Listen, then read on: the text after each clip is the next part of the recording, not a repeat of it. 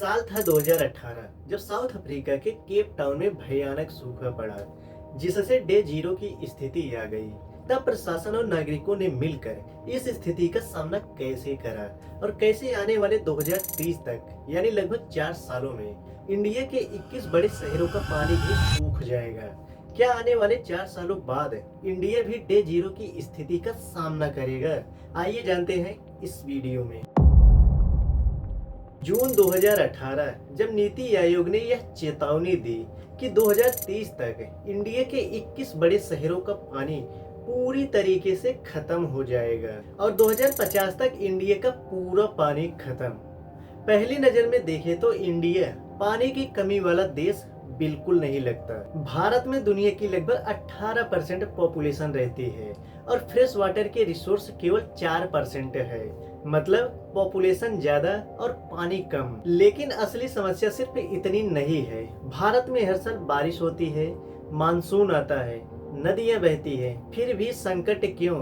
क्योंकि भारत का पानी अनइवनली डिस्ट्रीब्यूटेड है। मतलब कुछ जगहों पर बाढ़ आती है तो कुछ जगहों पर सूखा पड़ता है। असम हर साल बाढ़ से जूझता है, जबकि राजस्थान के कई बड़े इलाकों में बूंद बूंद पानी के लिए संघर्ष होता है। यानी समस्या सिर्फ पानी की नहीं, उसके मैनेजमेंट की भी है।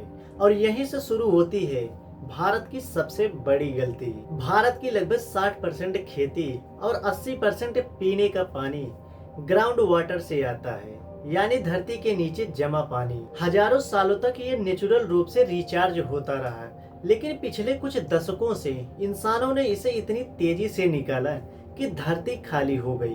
भारत आज दुनिया का सबसे बड़ा ग्राउंड वाटर एक्सट्रेटर है, चाइना और अमेरिका से भी ज्यादा। पंजाब, हरियाणा और वेस्टर्न यूपी में ग्रीन रिवॉल्यूशन के बाद धान और गेहूं की खेती में तेजी से बढ़ोतरी हुई।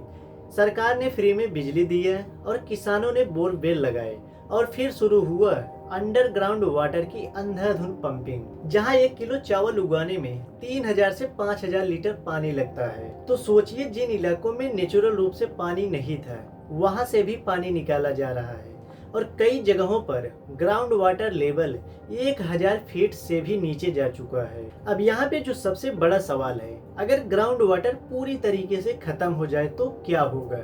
फार्मिंग रुक जाएगी, खाने की कीमतें बढ़ेंगी, लोग गांव को छोड़कर शहरों की तरफ पलायन करेंगे और पानी एक नई लड़ाइयों की वजह बन जाएगा। कुछ साल पहले भारत का एक बड़ा शहर चेन्नई, जो लगभग डे जीरो तक पहुंच गया था। 2019 में चेन्नई के 4 बड़े रिजर्वियर सूख गए थे। लाखों लोग पानी के लिए तरसने लगे थे। ऑफिस बंद होने लगा था और होटलों में डिस्पोजल प्लेट का इस्तेमाल होने लगा था और वहीं से शुरू हुआ था टैंकर इकोनॉमी का खेल। अब यहाँ ऐसा भी नहीं कि केवल चेन्नई ही पानी के लिए संकट में है। बंगलुरु, जिसे इंडियाज सिलिकॉन वैली कहा जाता है, वह भी ग्राउंड वाटर डिप्लीशन का सामना कर रहा है। अब कुछ लोग बोल सकते हैं कि दिल्ली जैसे शहरों में यमुना नदी है, पीने का पानी वो वहां से ले लेंगे। लेकिन ये इतना आसान भी नहीं है, क्योंकि यमुना का पानी पूरी तरीके से पोल्यूटेड हो चुका है। जो कंपनी इंडस्ट्री से आने वाला अनट्रीटेड सीवेज यमुना को डायरेक्टली गंदा करता रहता है। जब कभी बाढ़ या ज्यादा पानी आता है, तभी नदी का पानी टेम्परेरी क्लीन दिखाई देता है, क्योंकि फ्लो पोल्यूशन को फ्लश कर देता है।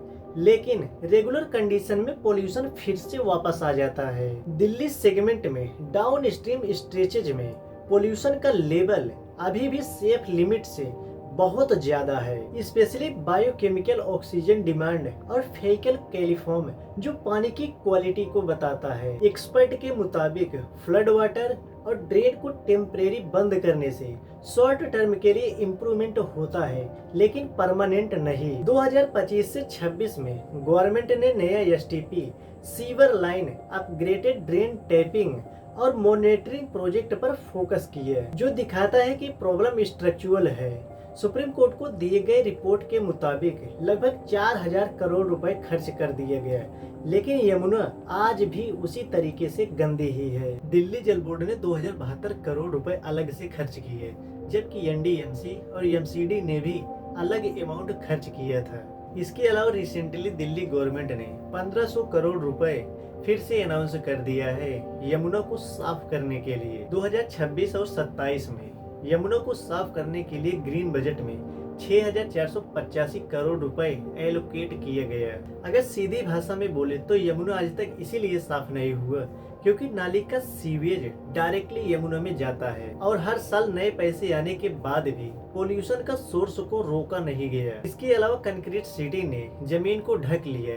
बारिश का पानी जमीन के नीचे जाने के बजाय ड्रेन में बहने लगा, तालाब को खत्म कर दिया गया, झीलों पर कंस्ट्रक्शन होने लगा और शहरों ने धीरे धीरे अपना नेचुरल वाटर का रिसोर्स ही खत्म कर दिया। जिन जींस के कपड़ों को हम पहनते हैं उसको बनाने के लिए लगभग 7,000 लीटर पानी खर्च होता है और एआई जिनका यूज बहुत तेजी से हो रहा है उसके डाटा सेंटर को ठंड रखने के लिए हजारों लीटर पानी खर्च होता है। मतलब पानी नहीं तो कपड़े की इंडस्ट्री और एआई सेंटर सब खत्म हो जाएगा। क्लाइमेट चेंज अब इस संकट को और खतरनाक बना रहा है।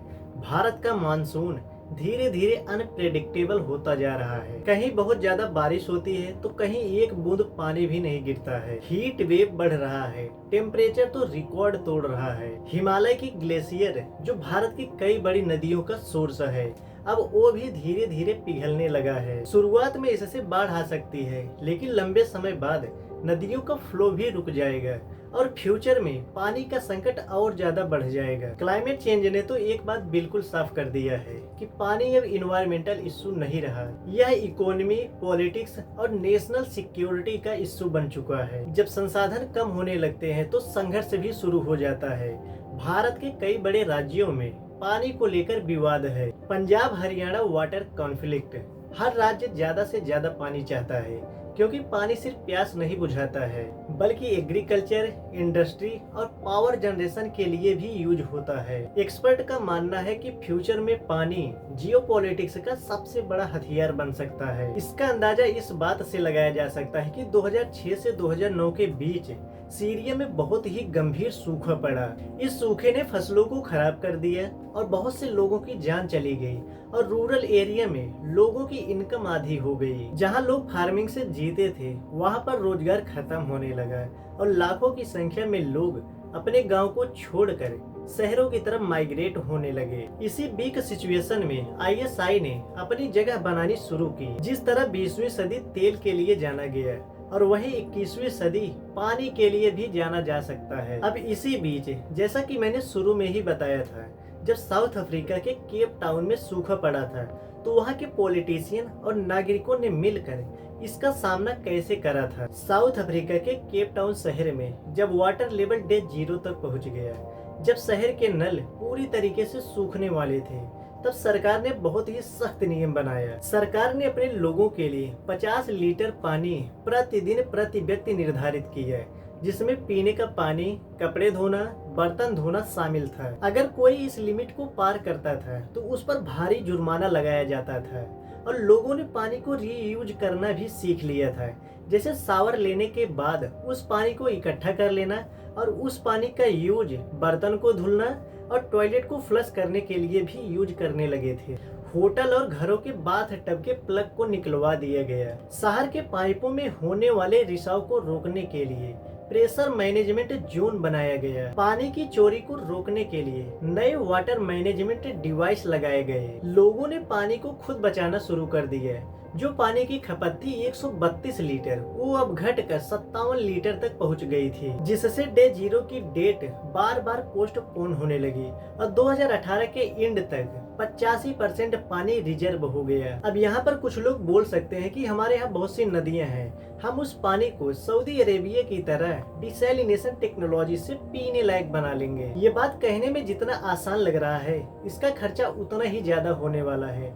सऊदी अरेबिया कम आबादी वाला देश है और उनके पास पैसा भी बहुत ज्यादा है, और भारत जिसकी आबादी 150 करोड़ होने को जा रही है, इसका खर्चा भी बहुत ज्यादा होगा।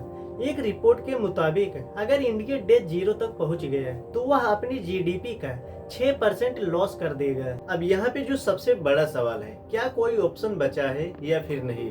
तो इसका जवाब है हाँ है, लेकिन यह इतना आसान भी नहीं है। तो हमें करना क्या चाहिए? रेन वाटर हार्वेस्टिंग, मतलब बारिश के पानी को बर्बाद होने से बचाना। इस प्रक्रिया में छत या जमीन पे गिरने वाले बारिश के पानी को एक स्टोरेज टैंक में इकट्ठा कर लेना और इकट्ठा होने से पहले वहां पर एक फिल्टर लगाना है, जिससे कि धूल मिट्टी बाहर ही रुक जाए। अब आपको लग रहा होगा पीने का पानी तो मिल गया है, लेकिन खेती का क्या?